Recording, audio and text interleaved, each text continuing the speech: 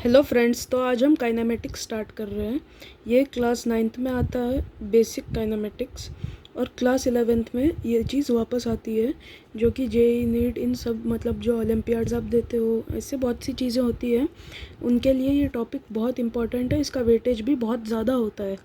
तो आज हम ये काइनेमेटिक्स का टॉपिक स्टार्ट करने वाले हैं। तो काइनेमेटिक्स क्या होता है? The study of motion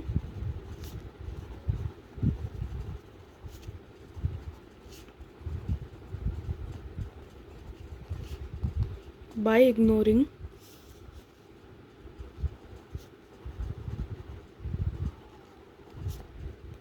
its cause is called kinematics. तो काइनेमेटिक्स जो होता है वो मोशन का स्टडी होता है, जिसमें हम उसके कॉज के बारे में नहीं पढ़ते हैं। अब कोई भी बॉडी जब मोशन में आती है तो उसे मोशन में लाने के लिए कुछ तो करना पड़ता है। ऐसे ही कोई भी बॉडी मोशन में आ ही नहीं सकती है, पॉसिबल ही नहीं है। न्यूटन्स फर्स्ट लॉ आप जानते रहोगे। अगर आप अभी आपने 9th में इंटर किया है तब तो नहीं पता होगा, लेकिन अगर आप 9th में हो या मतलब आप 11th में हो, आपने 9th ऑलरेडी देख रखा है, तो आपको इतना बेसिक आइडिया तो होगा ही कि किसी भी बॉडी को मोशन में लाने के लिए हमें उसके लिए फोर्स लगाना पड़ता है। फोर्स के बिना कोई भी बॉडी मोशन में नहीं आ सकती है। तो वही काइनेमेटिक्स में हम जो है स्टडी ऑफ मोशन करते हैं बाय इग्नोरिंग इट्स कॉज। मतलब उसके कॉज को हम नहीं जानते, मतलब फोर्स की यहाँ पे कोई बात नहीं करेंगे, बस मोशन की हम बात करेंगे। तो इसमें पहला टॉपिक जो आता है वो आता है डिस्टेंस। सो डिस्टेंस क्या है? It is the path length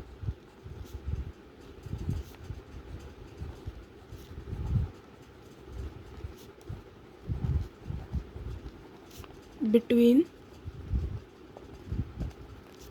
initial and final positions। Distance जो होता है वो पाथ लेंथ होता है इनिशियल और फाइनल पोजीशंस के बीच में। तो डिस्टेंस एक स्केलर क्वांटिटी है, ये भी आपको पता ही होगा। It is a scalar quantity. क्यों है बे एक स्केलर क्वांटिटी? क्योंकि हम इसमें डायरेक्शन को रिस्पेक्ट में नहीं लेते हैं। मतलब यहाँ पे डिस्टेंस की जब हम बात करते हैं तब हमें डायरेक्शन से कोई मतलब नहीं होता है। हमें नहीं पता करना होता है कि बॉडी राइट में जा रही है कि लेफ़्ट में जा रही है। हमें बस उसका डिस्टेंस पता करना होता है कि वो कितने किलोमीटर, मीटर या सेंटीमीटर, मतलब जितने भी वैल्यू ले लो उतनी चली है। तो यहाँ पे एक एग्जांपल ले लेते हैं। जैसे कोई बॉडी ए से स्टार्ट कर रही है और वो इस तरीके से ट्रैवल करके बी तक गई है। ए जो है उसका इनिशियल पोजीशन है और बी जो है उसका फाइनल पोजीशन है। डेस्टिनेशन पॉइंट आप कुछ भी बोल सकते हो, इनिशियल पॉइंट, फाइनल पॉइंट, आप जो मन करे आप बोल सकते हो। जो मन करे नहीं, मतलब ये जो चीज़ें हैं आप बोल सकते हो जिसका कोई मीनिंग बने। ऐसे नहीं जैसे कुछ भी बोल दिया, इनिशियल क्वांटिटी नहीं बोल सकते हो, उसका मीनिंग भी बनना चाहिए। तो ए से बी ये जो पाथ लेंथ है, ये जो लेंथ होगा, इसे ही हम डिस्टेंस कहते हैं। और इसका ही एक और ये होता है, मतलब इसका नहीं, उसे हम कहते हैं displacement. So what is displacement? Displacement is a vector quantity. इसमें हमें डायरेक्शन के बारे में बात करनी पड़ती है। डिस्प्लेसमेंट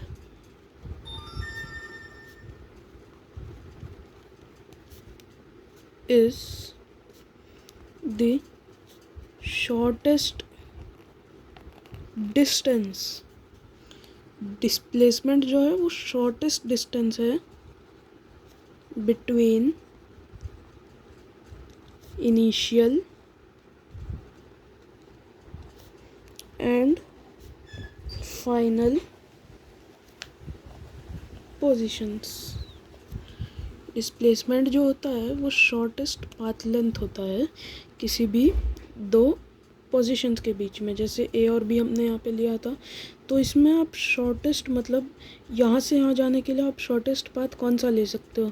तो शॉर्टेस्ट पाथ तो एक स्ट्रेट लाइन अगर हम यहाँ से ड्रॉ करें तो वही सबसे छोटा पाथ होगा। अगर हम यहाँ से एक स्ट्रेट लाइन ऐसे ड्रॉ करें ये परफेक्ट नहीं बना है, आप सही से बना लीजिएगा। आप समझ गए होंगे कि मैं क्या कहना चाहता हूँ।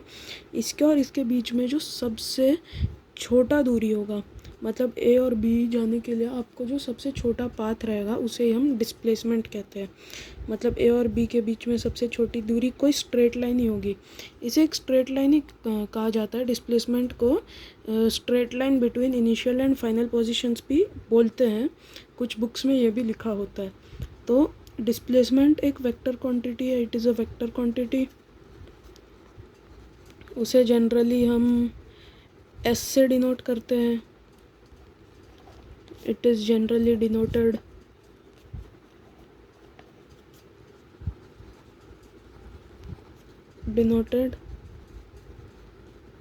By S vector. ये वेक्टर को रिप्रेजेंट करता है, आपको पता ही होगा, ऊपर हम एक एरो डाल देते हैं किसी भी वेक्टर क्वांटिटी के ऊपर, तो उसे हम एस से डिनोट करते हैं। और इसमें हम डायरेक्शन को भी लेते हैं, मतलब हम डायरेक्शन को भी रिस्पेक्ट में लेते हैं। जबकि हम डिस्टेंस में डायरेक्शन को रिस्पेक्ट में नहीं लेते थे। डिस्प्लेसमेंट में अब डायरेक्शन को क्यों रिस्पेक्ट में लेना होता है, क्योंकि अब देखिए आप कहीं ए से बी गए, अब वहाँ पे आपको पूछा कि स्ट्रेट लाइन जो है वो तूने कौन से डायरेक्शन में बनाई है। स्ट्रेट लाइन बनाने के लिए आपको डायरेक्शन पता होना चाहिए। जैसे यहाँ पे हमने, मतलब रफ में देखा जाए तो हमने यहाँ पे साउथ ईस्ट डायरेक्शन में ये जो स्ट्रेट लाइन है ए से बी तक ये बनी है। जबकि यहाँ पे डायरेक्शन हर इंस्टेंस पे नहीं, बहुत सारी जगहों पे चेंज हो रही है, हर इंस्टेंट पे, सॉरी। यहाँ पे देखिए, यहाँ पे चेंज हो रही है, कर्व पाथ है ना, तो यहाँ पे तो चेंज होता ही होगा। और ये थोड़ी देर के लिए स्ट्रेट लाइन में चला, फिर वापस ये कर्व से ऐसे चला गया। तो यहाँ पे हम डायरेक्शन को नहीं लेते हैं, क्योंकि यहाँ पे डायरेक्शन बहुत थोड़ा मतलब कॉम्प्लेक्स बन जाता है। और डिस्प्लेसमेंट में लेकिन हमें डायरेक्शन लेना पड़ता है। तो ये डिस्टेंस और डिस्प्लेसमेंट के अंदर थोड़ा सा बेसिक डिफरेंस था, तो ये आज हमने जाना है। तो नेक्स्ट लेक्चर में हम वेलोसिटी और स्पीड के बारे में जानेंगे। तो थैंक यू।